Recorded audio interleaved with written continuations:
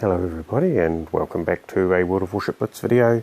This time we are looking at the Tier 8 Pan-Asian destroyer, the Lo Yang. So I'm working through the premium ships on the press account to try and I suppose build the library of ships so that people can see how these ships play. The Tier 8, this Tier 8 destroyer is basically a modified Benson. So it is the Benson is the Tier 8 United States destroyer. And this destroyer is essentially a modified version of that, I think post-war. Like all Pan-Asian ships, it has a good, reasonably good supply of different, I suppose, options, with the smoke, the sonar, and the speed boost. So, in some respects, this is probably an ideal mix of ships for hunting destroyers, apart from the fact that it's only got 4 guns rather than the 5. They're not the same sort of laser cannons that, let's say, you have on the Russian destroyers, but they're they've got a 3.6 second reload time. They do, I think, pretty standard sort of damage. So here I am. I'm trying to move forward so that he can't, if he fires his torpedoes at me, well, he can't, because he knows that rock will absorb them.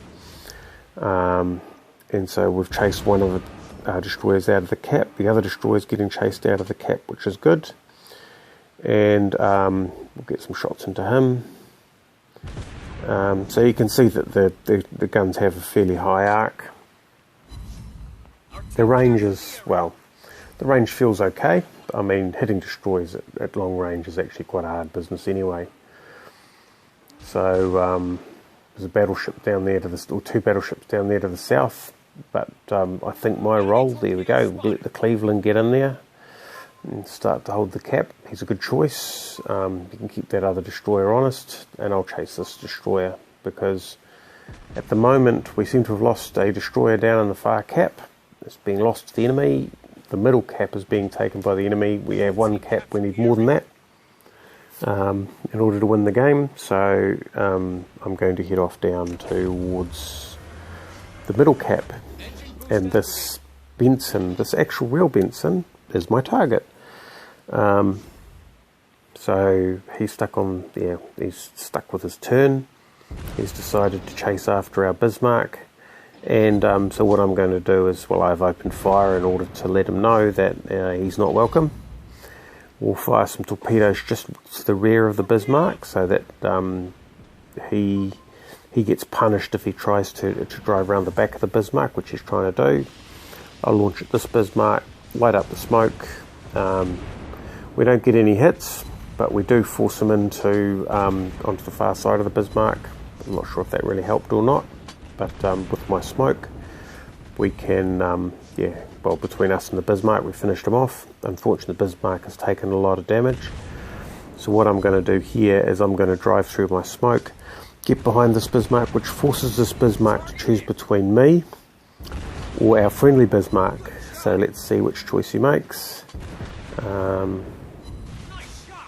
Seems like he is, it seems like he's firing at me. Yep, those are larger guns. Those aren't just his automatic secondaries. So that's okay. I'll keep opening up the distance.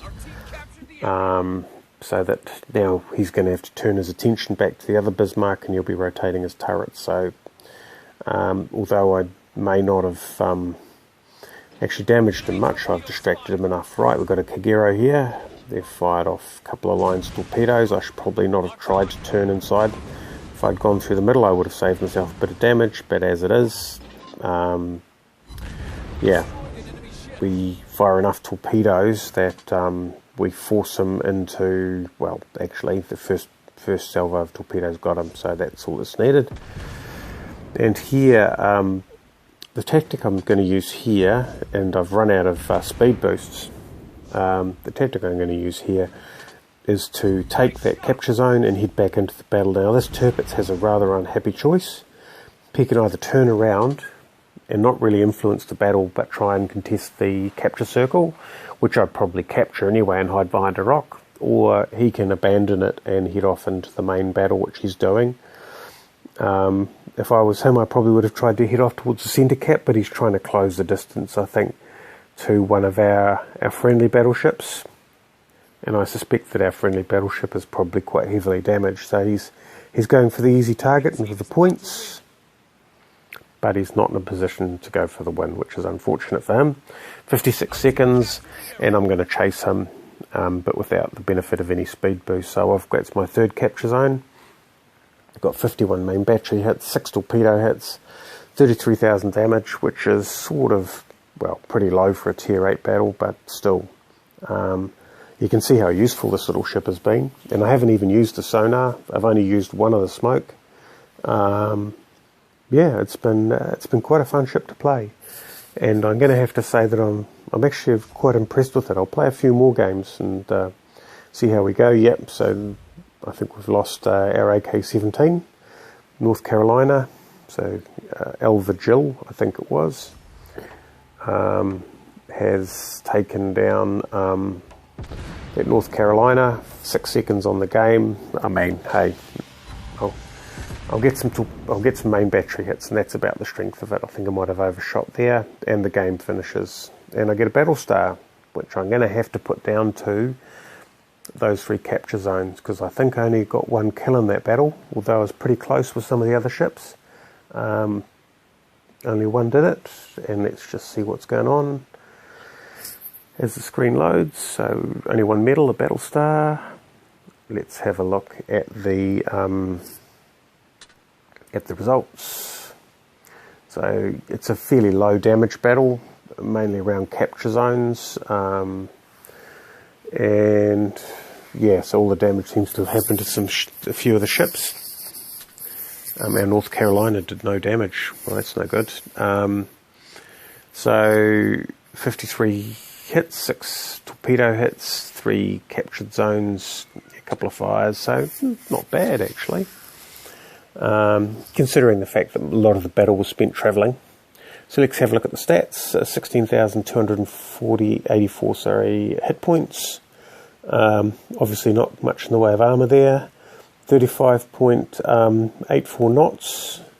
So, and the maximum traverse speed is 9.57 degrees per second. 5-inch guns, 4 of them, a 3.6 second reload time, 4% fire chance, and sort of the usual damage. Torpedoes, nearly a minute to reload, 2 times 5 torpedo tubes with 7.18 kilometres range, and the surface detection with historical camo is about 5.16. That's with the historical camo and the concealment. The equipment is just my standard equipment of traverse for the turret, traverse for the ship, and concealment. And let's have a look at the elite bonuses. So we've got main battery traverse speed, which is tempting, but to be honest, I haven't noticed any issues with the traverse speed, and I've already got plus 20%, plus 40% being greedy. I actually would like a little bit of extra speed to get into those cap circles a little bit faster. So we get the speed, so we're just checking what our equipment is. There's no dispersion, because if there was this dispersion option, I would probably take that and then take the traverse here. So we confirm that, escort specialisation. Then we can go back and see what that does to the speed. And what that does to the speed is it takes it up from 35.5 to almost 37 knots. And you can see the chance of setting fire down there is 3%, and it's about 389 damage per shot. Anyway, that was the Benson. Thanks for watching, and we will catch you next time for another review of another ship.